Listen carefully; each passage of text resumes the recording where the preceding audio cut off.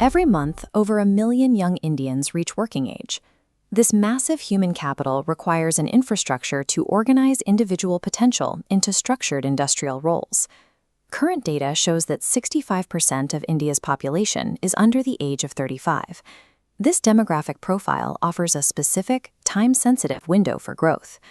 A dividend of this scale only pays out if the workforce is successfully absorbed into productive sectors before the demographic profile begins to age. The 2014 National Youth Policy established a baseline for this effort, focused on basic access and social inclusion. At that time, policy framework positioned young citizens as passive recipients of state welfare programs. Relying on a passive beneficiary model creates a mismatch in a modern economy. Distributing welfare does not automatically equip millions of job seekers with the technical competencies required by global industry.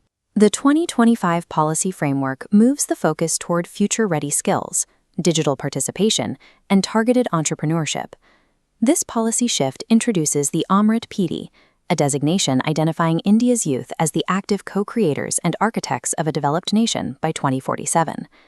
Achieving this required a systematic effort to dismantle the silos that historically separated academic study, vocational training, and industrial demand. Managing this demographic window successfully depends on moving from fragmented welfare schemes to a synchronized national human capital matrix. This chart tracks the physical expansion of higher education infrastructure. Between 2014 and 2025, the number of IITs increased by 44%, while universities grew by 75%, supporting a total enrollment of 4.46 crore students. This expansion now includes a global footprint. With new offshore IIT campuses in Zanzibar and Abu Dhabi, and an IIM campus in Dubai, the system is actively positioning Indian academic output for international relevance. The National Education Policy 2020 provides the structural engine for this growth, prioritizing flexibility in how degrees are earned. The National Credit Framework standardizes academic, vocational, and experiential learning into a single digital currency. Stored in the Academic Bank of Credits, an APAR ID allows 32 crore students to transfer learning between institutions. Students can exit for jobs and return later without losing progress.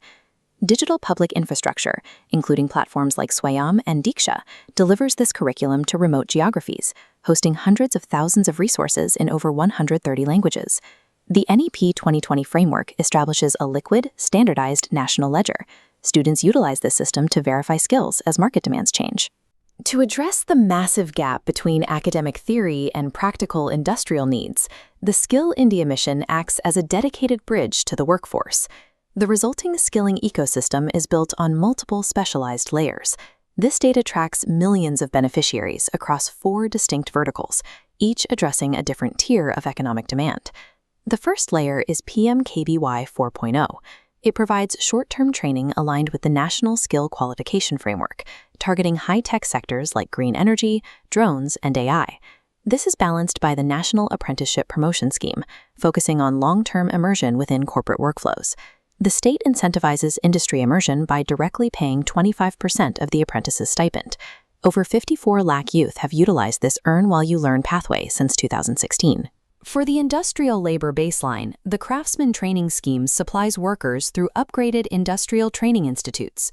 The state has committed 60,000 crore rupees to modernize these facilities with industry-standard equipment. Jan Shikshan Sansthan provides the grassroots tier of the matrix, tailoring vocational courses to meet specific local economic demands in rural and tribal districts. To future-proof the workforce, the SOAR initiative integrates machine learning and AI foundational skills directly into middle and high school curricula. Through this segmented matrix, scaling functions as a targeted supply chain, directly responding to specific categorized industrial and global demands.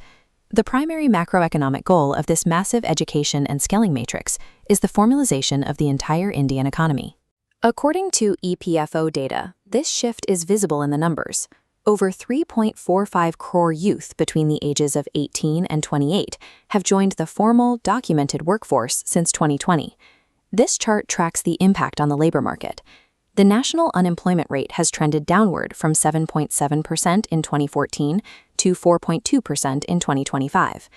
Direct interventions like the PM Viksit Bharat Rozgar Yojana accelerate this absorption by providing 1 lakh crore rupees in employment-linked incentives to companies that hire first-time formal sector employees.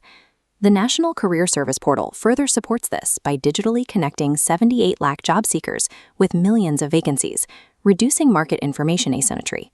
Beyond corporate employment, the Startup India initiative provides a direct pathway for youth to act as job creators themselves. This bar chart traces the growth of the entrepreneurial ecosystem. India has moved from 350 recognized startups in 2014 to over 2.3 lakh in 2026, becoming the third largest startup landscape globally. A full life cycle funding architecture supports this scale. The Pradhan Mantri Mudra Yojana provides microenterprises with collateral-free loans, removing the initial capital barrier for young entrepreneurs. To ensure this credit architecture is inclusive, the Stand Up India scheme facilitates institutional loans for women and entrepreneurs from scheduled caste and scheduled tribe communities. This final pillar ensures that the human capital generated by academic and skilling reforms is efficiently absorbed, either through formal sector employment or capitalized entrepreneurship. Managing a policy matrix of this scale requires a single digital public infrastructure to track, manage, and deploy these various programs. This data on the Skill India Digital Hub shows the speed of systemic adoption. By mid-2026, the platform integrated 1.89 crore registered users into a unified space for training, employment, and entrepreneurship. The architecture operates as a complete sequence. The National Credit Framework standardizes the learning, while the Skill India Matrix aligns those results with industrial needs. Finally, large-scale initiatives like Make in India, PLI schemes, and Startup India provide the necessary economic capacity to absorb this newly skilled workforce. State strategy has evolved into the active management of an integrated, data-driven demographic supply chain. By aligning academic framework, technical training, and market capital, India has provided the Amrit Peedhi with the structural architecture required to achieve the vision of Viksit Bharat 2047.